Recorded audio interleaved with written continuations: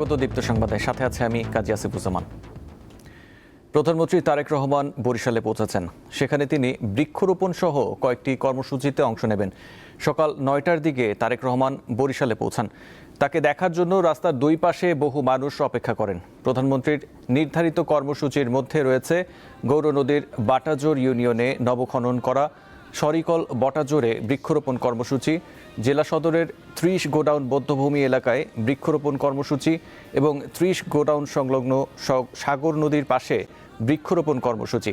এছাড়া বিকেলে জেলার শিল্পকলা একাডেমিতে বিএনপি অঙ্গ সংগঠনের নেতাদের সঙ্গে মতবিনিময় অনুষ্ঠানে অংশ নেবেন প্রধানমন্ত্রী।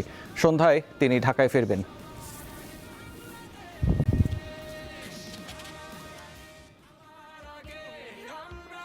প্রধানমন্ত্রীর খবর জানাতে বরিশাল থেকে যোগ দিচ্ছেন সহকর্মী মুর্তজা জুয়েল। কথা বলবো তার সাথে। জুয়েল, প্রধানমন্ত্রীর সফর ঘিরে বরিশালে কি ধরনের আয়োজন দেখছেন আমাদের জানান।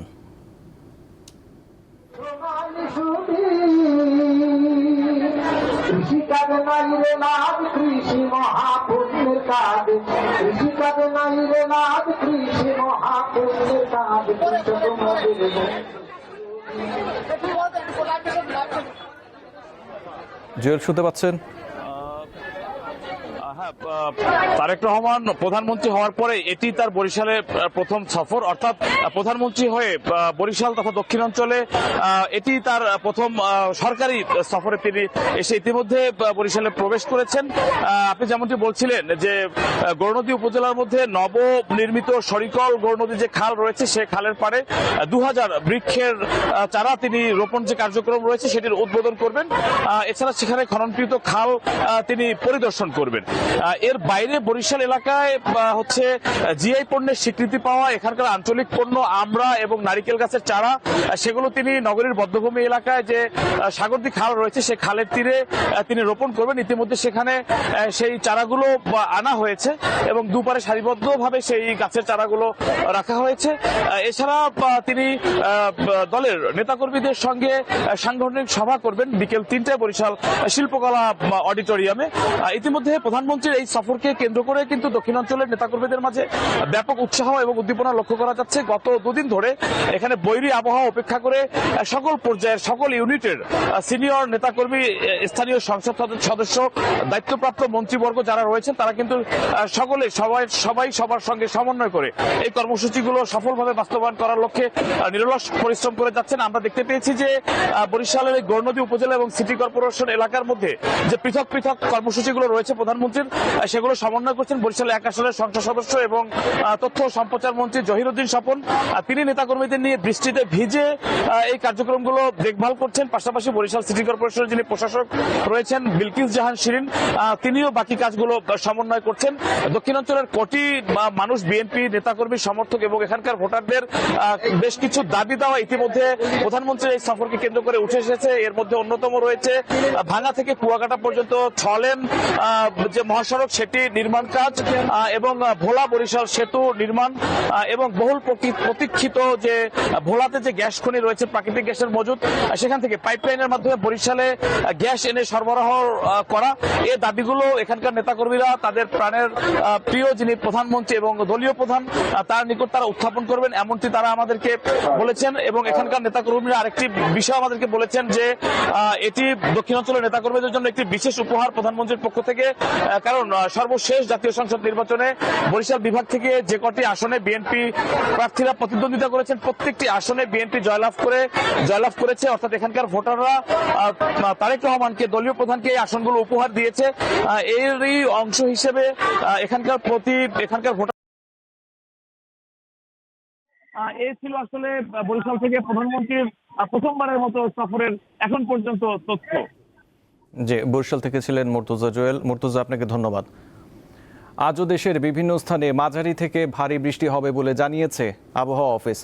সন্ধ্যা ৬টার মধ্যে রংপুর, রাজশাহী, ময়মনসিংহ, ঢাকা, চট্টগ্রাম ও সিলেট বিভাগের অধিকাংশ জায়গায় এবং খুলনা ও বরিশাল বিভাগের অনেক জায়গায় অস্থায়ীভাবে দমকা হওয়া সহ বৃষ্টি ও বজ্রসহ বৃষ্টি হতে পারে। সেই সাথে রংপুর, রাজশাহী, ময়মনসিংহ, ঢাকা, চট্টগ্রাম ও সিলেট বিভাগের কোথাও কোথাও ভারী থেকে অতি ভারী বর্ষণ হতে পারে। সারা দেশে দিনের তাপমাত্রা সামান্য কমতে পারে এবং রাতের তাপমাত্রা সামান্য বাড়তে পারে।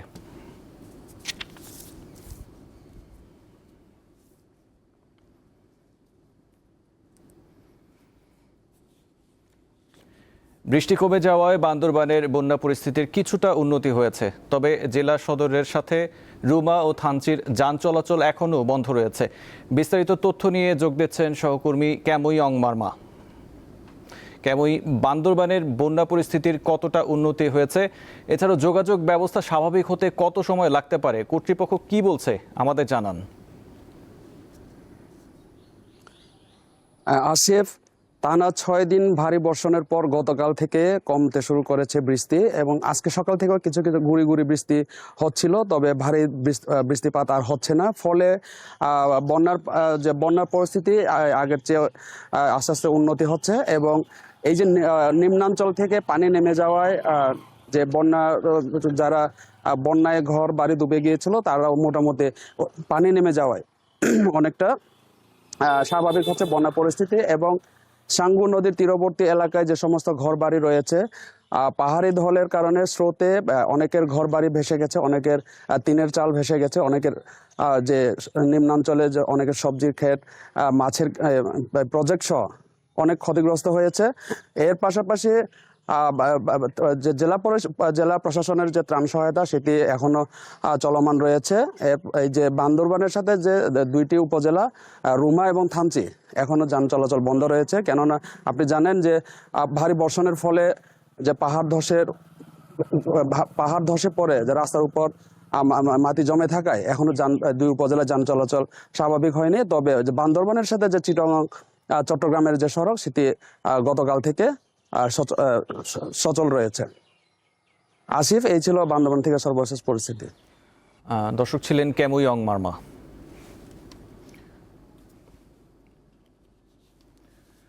দর্শক, তারেক রহমান বরিশালে কথা বলছেন, আমরা সরাসরি বিটিভি সৌজন্যে সেখানে চলে যাচ্ছি।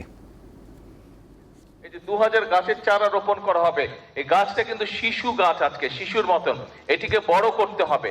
কাজেই যারা যারা গাছের চারাটি রোপণ করবেন তাদের কাছে আমার অনুরোধ থাকবে, এবং যেই বাড়ির সামনে গাছটি রোপণ করা হচ্ছে সেই বাড়িতে যারা বসবাস করবেন অথবা আশেপাশে যদি দোকান থাকে, প্রত্যেকের কাছে আমার অনুরোধ থাকবে, আহ্বান থাকবে যে গাছটি একটা সাইজে বড় না হওয়া পর্যন্ত দয়া করে গাছটিকে যে যতটুকু পারেন যেভাবে পারেন গাছটিকে দয়া করে যত্ন করবেন যাতে গাছটি বড় হতে পারে। কারণ এই গাছটি যদি বড় হয় আপনি বুক ভরে শ্বাস নিতে পারবেন। এই গাছটি যদি বড় হয়, এই গাছটি বড় হলে এই গাছের তলায় আপনি শান্তি মতন ছায়ায় বসতে পারবেন। কাজে এই গাছটি আমাদের উপকারের জন্যই হবে, শুধু আপনার না, আপনার সন্তান, আপনার পরিবার, আপনার এলাকার মানুষ, আপনার পাড়ার মানুষ সকলে এই গাছের সুবিধা পাবে। গাছটির গরমকালে যখন গাছটি বড় হবে, গরমকালে যখন বাতাস হবে গাছটিতে, সেই বাতাসের যে শান্তির স্পর্শ বাতাস সেটিও আপনি পাবেন। কাজেই আসুন, আমরা যদি আমাদের এলাকাটাকে সুন্দর করতে চাই, আমরা যদি আমাদের দেশটাকে সুন্দর করতে চাই, তাহলে অবশ্যই আমাদেরকে এই গাছের যত্ন নিতে হবে, বৃক্ষ রোপণ করতে হবে। এই বৃক্ষটি বড় হলে যাতে এই বৃক্ষের সুবিধা সকলে পায়, প্রত্যেকটি মানুষ পায়, ওই বৃক্ষের আশেপাশে যারা বসবাস করেন প্রত্যেকটি মানুষ যাতে সেই বৃক্ষের সুবিধাটা পায়, আমাদেরকে সেটাই চেষ্টা করতে হবে। আসুন, আল্লাহর নাম নিয়ে বিসমিল্লাহ বলে আমি আমার চারাটি রোপণ করছি।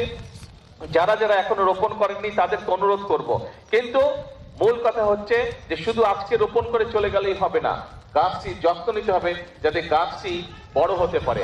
আপনি যেরকম সন্তানকে দেখেন বড় হতে, সন্তান যত বড় হয় আপনার বুকটা ভরে ওঠে আনন্দে, ঠিক এই গাছটি যারা যারা রোপণ করছেন বা গাছের যাদের দোকানপাট, বাসা বাড়ির আশেপাশে বা সামনে এই গাছের চারাটি রোপণ করার পরে গাছটি যখন বড় হবে, দেখবেন সন্তান বড় হওয়ার যে আনন্দ, ঠিক গাছটি যখন যত বড় হবে দেখবেন একই রকম আপনি আনন্দ পাবেন। আসুন, আল্লাহ দেওয়া এই নিয়ামত, এই আনন্দটি আমরা আজকে সকলে ভাগ করে নিই। হ্যাঁ, আপনারা আজকে যারা 2500, 2000 না, এখানে 2500 গাছ রোপণ করা হবে, যারা 2500 গাছের চারা রোপণ করবেন তাদের সকলকে আমি অনুরোধ করব, আসুন সুন্দরভাবে আমরা চারাটি রোপণ করি, আমরা একসাথে আজকে 2500 চারা রোপণ করি আগামী 2 মিনিটের মধ্যে। হ্যাঁ, আচ্ছা, বৃক্ষরোপণ উপলক্ষে একটা সুন্দর স্লোগান আমরা তৈরি করেছি, বৃক্ষরোপণে সাজাই দেশ সবার আগে, বৃক্ষরোপণে জোরে, বৃক্ষরোপণে সবার আগে হলো না, আরো জোরে বলতে হবে, বৃক্ষরোপণে সবার আগে ইয়েস, আসেন বিসমিল্লাহ বলে আমরা গাছের চারাটি রোপণ করি।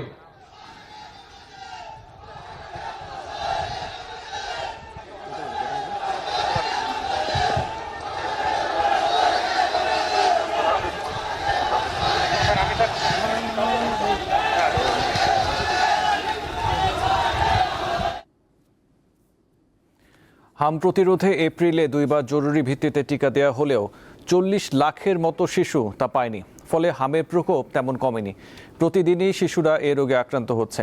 এই অবস্থায় সব শিশুকে দ্রুত টিকার আওতায় আনার পরামর্শ বিশেষজ্ঞদের। হামের টিকার জরুরি ক্যাম্পেইন শেষ হওয়ার 2 মাস পেরিয়ে গেলেও প্রতিদিন হামে আক্রান্ত হচ্ছে অনেক শিশু, মৃত্যুও অনেক। বিশেষজ্ঞরা বলছেন হাম ও রুবেলার টিকা দেওয়ার ক্যাম্পেইনের যে লক্ষ্যমাত্রা নির্ধারণ করা হয়েছিল সেখানেই বাদ পড়েছে 40 লাখ শিশু। এছাড়া যাদের টিকা দেওয়া হয়েছে তাদের কতটুকু রোগ প্রতিরোধ ক্ষমতা তৈরি হয়েছে তাও এখনো জানা যায়নি। 2.5 মাসের ছোট্ট শুভ 16 দিন বাংলাদেশ শিশু হাসপাতালের আইসিইউতে ছিল। ওয়ার্ডে দেওয়ার পর আক্রান্ত হয় হাম ও নিউমোনিয়ায়। 1.5 মাস ধরে আছে হাসপাতালে।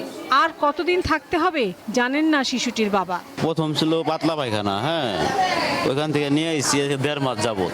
1.5 মাস যাবত আমরা হসপিটালে, ওর থেকে হাম নিউমোনিয়া এগুলো হয়েছে।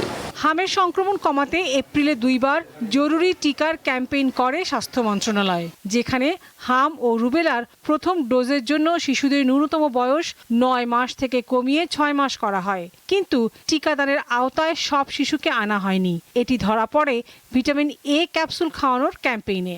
কারণ 6 মাস থেকে 59 মাস বয়সী 2.23 লাখ শিশু ভিটামিন এ ক্যাপসুল পেলেও হামের টিকা পায় 1.84 লাখ শিশু।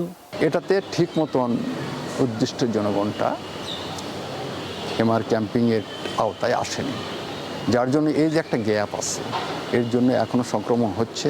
যত তাড়াতাড়ি সম্ভব এটা আবার এনলিস্টেড করা দরকার। কারা কারা বাদ পড়ছে তাদের টিকায় নিয়ে আসার দরকার। টিকার বড় ঘাটতি নিয়ে উচ্চ সংক্রমণের এই রোগ প্রতিরোধ করা সম্ভব নয় বলে মনে করেন এই বিশেষজ্ঞ। জানান হামের সঙ্গে অন্য একটি ভাইরাসও ছড়িয়েছে। মিজেলসের সাথে adeno virus and other virus, যেগুলো হয়তো আমরা সবাই আইডেন্টিফাইও করতে পারতেছি না। এবং অনেক ডাটা বলতেছে যে সব রুগীকে যে হাম আমরা বলতেছি এগুলা সব হাম পজিটিভও হচ্ছে না। তো সেগুলো নিয়েও আমাদের একটু চিন্তা করতে হবে, কারণ যেহেতু প্রতিদিন আমাদের মৃত্যুর মিছিল থামছে না। চলতি বছরের 15 মার্চ থেকে এখন পর্যন্ত হাম ও হামের উপসর্গে 650 শিশু মারা গেছে। রোগটির প্রকোপ কমাতে হলে সব শিশুকে টিকার আওতায় আনার পরামর্শ দেন এই 2 বিশেষজ্ঞ। লাবণী গুহ, দীপ্ত সংবাদ, ঢাকা। ইংল্যান্ডের টেস্ট দলের প্রধান কোচের পদ থেকে বরখাস্ত হলেন ব্র্যান্ডন ম্যাককালাম। অ্যাশেজে অস্ট্রেলিয়ার কাছে 4-1 ব্যবধানে হারের পরও ম্যাককালামের ওপর আস্থা রাখার কথা জানিয়েছিল ইংল্যান্ড ও ওয়েলস ক্রিকেট বোর্ড। কিন্তু ঘরের মাঠে নিউজিল্যান্ডের কাছে 2-1 ব্যবধানে সিরিজ হারের পর এমন সিদ্ধান্ত নেয় ইসিবি। তবে টেস্ট থেকে বিদায় হলেও 2027 পর্যন্ত ওয়ানডে ও টি20 দায়িত্বে থাকছেন ম্যাককালাম।